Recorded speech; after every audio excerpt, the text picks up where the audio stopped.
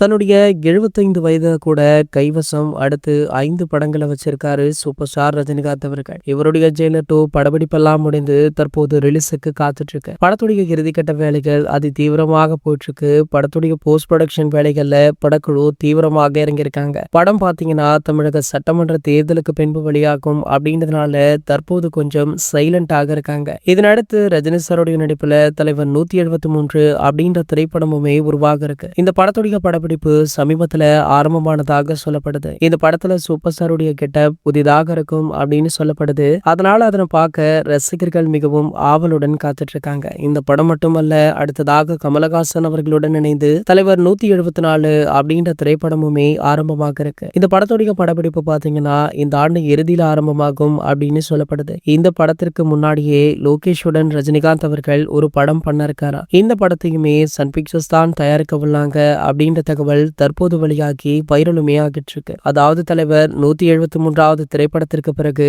லோகேஷுடன் super star இணைய உள்ள படம் தான் ஆரம்பமாக உள்ளதாம். இறுதியாக தான் கமலஹாசன் அவர்களும் ரஜினிகாந்த் அவர்களுமே இணைந்து நடிக்க உள்ள திரைப்படம் ஆரம்பமாக உள்ளது. இந்த படத்தை நெல்சன் திலீப் குமார் இயக்குறாரு. என்னதான் இந்த படத்திற்கு ஹைப் இருந்தாலுமே கூலி படத்திற்கு பிறகு லோகேஷுடன் ரஜினி சார் இணைந்துள்ளதால அந்த திரைப்படத்திற்குமே அதீத எதிர்பார்ப்புமே இருந்துட்டு இருக்கு. மேலும் பாத்தீங்கன்னா சூப்பர் ஸ்டாருடன் இந்த படத்துல அமிதாப் பச்சன் அவர்களுமே இணைந்துள்ளதாக சொல்லப்படுது. இது போன்ற செய்திகளை பத்தி நீங்க உடனே தெரிஞ்சுக்க நம்மளுடைய சேனலை மறக்காம சப்ஸ்கிரைப் பண்ணிக்கோங்க.